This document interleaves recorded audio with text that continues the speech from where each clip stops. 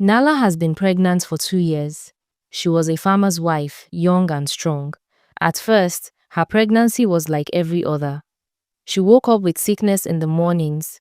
She craved roasted yam at night, and her skin glowed under the sun. She counted the moons, waiting for the child. 9 months came and passed. Still, the baby stayed inside. At first, the villagers celebrated her, bringing gifts and singing for the coming child. Her mother-in-law slaughtered a goat, and children danced around her yard. But as the days stretched into weeks, the joy faded. The same people who had praised her began to look at her with worry. When she walked to the market, strangers stared at her belly. Mothers pulled their children close, whispering as she passed. Seasons changed. When the rains came, Nala struggled to bend and plant yams beside her husband. She tried, but her strength failed quickly. During harvest, she could only sit and watch, ashamed that she could not help. At night, when other women carried their babies on their backs to gatherings, she carried her burden still inside her, her heart aching with envy. There were times she thought the child had left her, for days would pass without a kick. Then suddenly, the baby would move, sharp and strong, reminding her he was still there. These moments gave her hope. She told herself, this child is only waiting for his time. Some evenings, she joined the other women at the river to fetch water. They gossiped and laughed, but their voices always fell when they looked at her. One brave woman asked, "How long will this child hide?" Nala only smiled and said, "As long as he needs."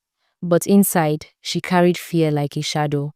Her husband begged her more than once to travel to the hospital in the nearby town. The midwife also urged her, warning that no pregnancy should last so long. But Nala shook her head each time. She believed strongly that the gods were watching over her. She said, "This child will come when the gods allow, not before." Her stubborn faith divided the village even more. Some admired her courage, others called her foolish. It was during this time that the village chief sent word for her to visit the shrine. The priest examined her belly, muttering old chants. He sprinkled white chalk on her forehead and told her the gods were testing her patience. He said the child was not ordinary, but one who carried strength from the spirit world. His words spread quickly, dividing the village further. Some now feared her, others respected her even more. Still, the moons kept passing. She grew tired, her back ached, her legs swelled, and sleep left her. The women stopped visiting as often, their laughter fading when they spoke of her. Some whispered that she had sinned. Some feared she carried a spirit child. But Nala held on. She prayed under the big Iroko tree every evening, her hands rubbing her belly. Her husband tried to be strong, but his face grew lined with worry. Every healer in the nearby villages had touched her stomach, pressing and shaking their heads. Some gave her herbs, some gave her oils, but nothing worked. Then, one morning after the 12th moon, pain woke her before dawn. It was deep and heavy, like the weight of the earth pulling her down. She screamed until the whole compound gathered.